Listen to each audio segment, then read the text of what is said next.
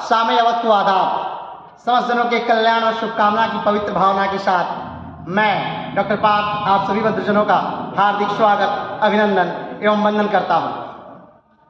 आज मैं आपके सम्मुख जो कविता प्रस्तुत करने जा रहा हूँ ये हरिओम पवार जी की कविता है और काफ़ी फेमस कविता है उनकी, पवार जी की।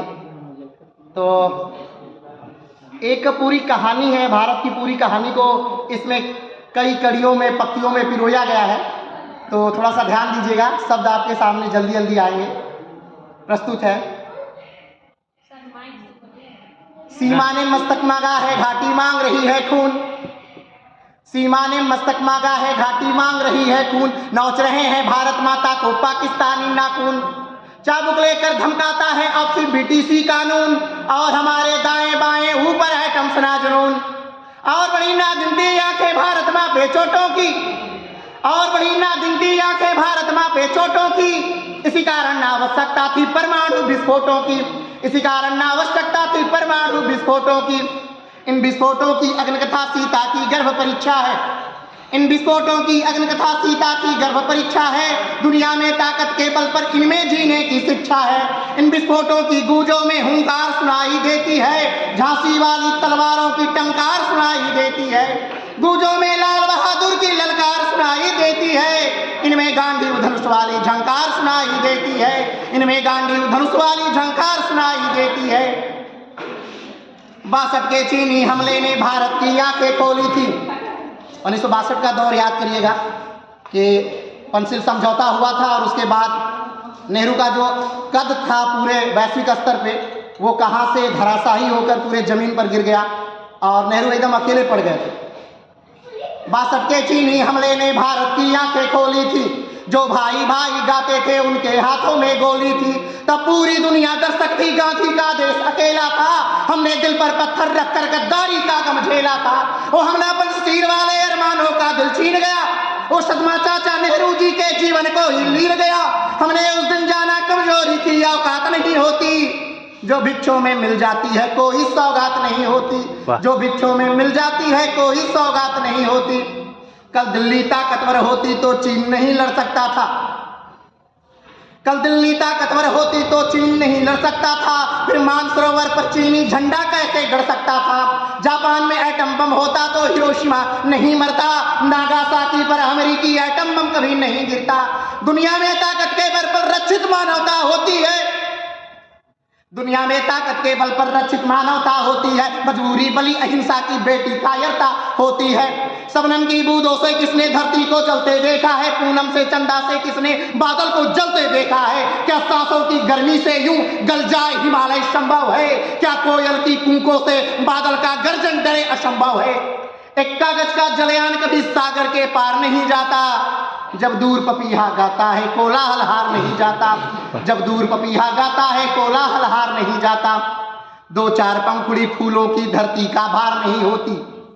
2-4 पंखुड़ी फूलों की धरती का भार नहीं होती। मेहंदी कंगन कुमकुम रोली रण में हथियार नहीं होती। चरखों से नहीं लड़ा जाता तोपों के गोलों के आगे। चरखों से नहीं लड़ा जाता तोपों के गोलों के आगे। रामायण नहीं पढ़ी जाती सीमा पर शोलों के आगे। धरती पर घोर कुहासे को केवल सूरज हर सकता है। एटम बम से रक्षा केवल एटम बम ही कर सकता है। एटम बम से रक्षा केवल एटम बम ही कर सकता है। ये भारत कल जगत गुरु था पूरी दुनिया पूज रही थी। ये भारत कल जगत गुरु था पूरी दुनिया पूज रही थी। भारत के गौरव की गाथा भूमंडल में गूंज रही थी। रक्त रंगी है बलिदानों से कण कण मिट्टी हिंदुस्तानी। घर घर में गाई जाती है हाड़ी रानी की कुर्बानी। कुर्बानी की अमर कथा है बप्पा रावल राजस्थानी। नहीं मरेंगे आल्हा उदल गोरा बादल वाला पानी। पूरे भारत को 4 पंक्तियों में सजाया गया है, ध्यान दीजिएगा। हमने कभी सिकंदर वाले रथ को पीछे मोड़ दिया था।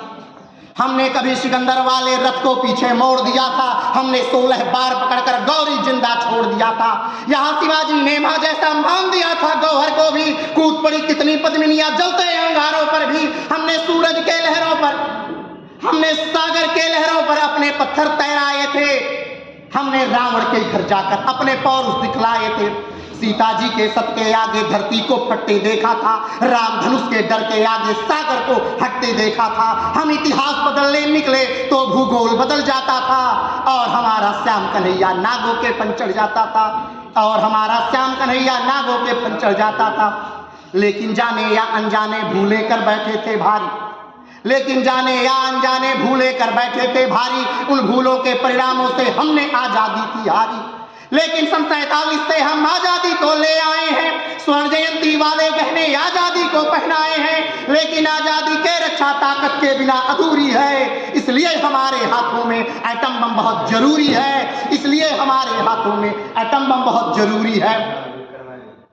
एटम के गिन गिन शोले हैं जिन जिन देशों की मुट्ठी में, एटम के गिन गिन शोले हैं जिन जिन देशों की मुट्ठी में, दुनिया को शिक्षा देते हैं सीटीबीटी के कुट्टी में। सीटीबीटी के माने हैं हम अपना शीश उठा ना ले, सीटीबीटी के माने हैं हम अपना शीश उठा ना ले, जैसे बम उनके घर में है हम वैसे और बना ना ले। ये कैसी दादागिरी है, वो दुनिया को धमकाएंगे, वो खुद ही आग लगाएंगे, वो खुद ही आग बुझाएंगे। अब कोई भी प्रतिबंध हमें हरगिज भी नहीं डरा सकता, सीटीबीटी पर दिल्ली के हस्ताक्षर नहीं करा सकता। क्या मलय पवन का झोंका भी प्रतिबंधों से रुक जाएगा? क्या कोई ज्वालामुखी कभी प्रतिबंधों से झुक जाएगा?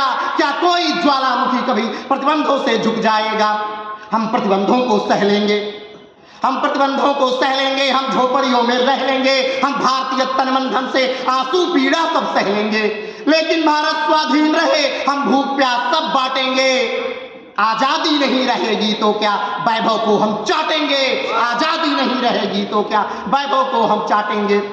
हमने विस्फोट किया जिससे कल दिल्ली ना लाचार रहे, हमने विस्फोट किया जिससे कल दिल्ली ना लाचार रहे, वो ईंटों का उत्तर पत्थर से देने को तैयार रहे, जिससे कल कोई घर मेरे अंगारा नाच नहीं पाए, जिससे मीरा के छंदों को कोई भी आँच नहीं आए, जिससे पूजा के फूल बने सब परवाने आजादी के। दो हाथ मदर टेरेसा के, दो पांव महात्मा गांधी के, दो हाथ मदर टेरेसा के, दो पांव महात्मा गांधी के। और अंतिम पंक्तियों के साथ इस कविता का समापन करते हैं। मत कहो आकाश में कोहरा घना है, मत कहो आकाश में कोहरा घना है, यह किसी की व्यक्तिगत आलोचना है। सूर्य हमने भी नहीं देखा सुबह से, क्या करोगे सूर्य का क्या देखना है। इस सड़क पर इस कदर कीचड़ बिछी है, हर किसी का पांव घुटनों तक सना है। पक्ष और प्रतिपक्ष संसद में मुखर है, बात इतनी है कि कोई पुल बना है। रक्त वर्षों से नसों में खौलता है, आप कहते हैं क्षणिक उत्तेजना है। आपके कालीन देखेंगे किसी दिन, इस समय तो पांव कीचड़ में सना है, इस समय तो पांव कीचड़। वाह वाह, बहुत खूब।